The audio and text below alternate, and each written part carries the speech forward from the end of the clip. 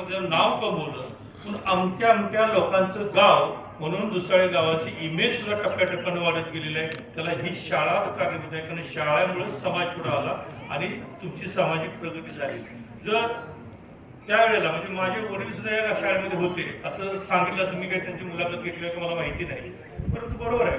कारण चापळा शाळा ही साधारणतः 1942-44 दरम्यान झाली आणि त्याच्या पूर्वीची ही शाळा म्हणजे 1926 साली म्हणजे ह्या परिसरामध्ये मला वाटतं इकडे तारळी एक शाळा असेल, इथे एक पलीकडे असेल, बाकी कुठल्या शाळा नव्हत्या. तो काळ बिकट होता. साधारणतः ज्यांचं वय 70-80च्या पुढे गेले त्यांना त्याचं वर्णन थोड्याफार फरकानं करता येईल. आता सुद्धा आपण बघतोय. तर इथं आता बरेचसे तुमचे चेहरे बघितले, मग शिक्षण पहिलं कोणतरी शिक्षक होते ग्रामस्थ 100 वर्ष वय, बरोबर 100 कल्पी केलेली आहे. म्हणजे त्याने आता ही शाळा तेव्हापासून या शाळेचं रुपडं पाहिलं असेल. अशा लोकांची जर मुलाखत घेतली लक्षात येईल की शाळेत पूर्वी कशी होती आणि आज कशी आहे. मला एकच या ठिकाणी विनंती करायची आहे की हा कार्यक्रम घेण्यापाठीचा हेतू समजून घ्या. 100 लोकांनी एकत्र यावं, एकजूट बांधावी, एकमेकाचे विचार ऐकून घ्यावं, एकमेकाला समजून घ्यावं, नवीन काहीतरी मिळावं. हा तर विचार चांगला आहे, दुमत नाही. मला त्याच्या पुढचं सांगायचं आहे. या गावातले कोणतरी मगाशी तर ग्रामस्थ गायकवाड नावाचे आले, बिनधास्त बोलले बघायचं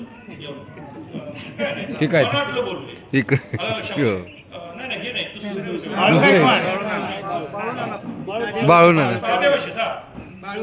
बाळू गायकवाड, ठीक आहे, कोण असतील अगदी छान बोलले. खरं तर मला तुम्हाला सर्वांना विनंती करायची, आपलं नातवंडा शाळेत असेल, मूल शाळेत असेल, पुतण्याचं असेल, चुलत्याचं असेल आणि कुणाचं असेल, आपण शाळा शिकत असताना आपल्याकडून काय चूक झाली याचं स्वतःने प्रत्येकाने विवेचन मनातल्या मनात करायचं. आणि मी त्यावेळेला सरांचं ऐकलं असतं, मी 100% शाळेमध्ये लक्ष दिलं असतं, प्रत्येक गोष्टी शाळेत होणाऱ्या उपक्रमामध्ये मी सहभाग घेतला असता, गुरुजी सांगत असे वागला असतो, तर कदाचित मीही असा झालो असतो. हे जे आपल्याकडून चुकलंय, राहिलंय, उणीव आहे, ती माझ्या नातवामध्ये, माझ्या मुलामध्ये मुळीच येऊ देणार नाही. असं जर ह्या कार्यक्रमाच्या निमित्तानं जर ठरवून घेतलं तर उद्याची पिढी याच्यापेक्षा 1000 पटीने उठून भराने घेतलेली दिसल असं मला वाटतं. दुसरा एक मगाशी आमचे सर साखरवाडीला होते, आता आडनाव विसरून गेलो, साखरकर, त्याने एक कथा सांगितली किंवा एक आख्यायिका असेल तशा प्रकारची. पण माझं त्याच्याबद्दलचं मत नाही. तुम्हाला त्या पुढचा सांगायचं आहे की ह्या डोंगरी भागामध्ये पूर्वी गावागावामध्ये औषधी वनस्पती देणारी माणसं होती.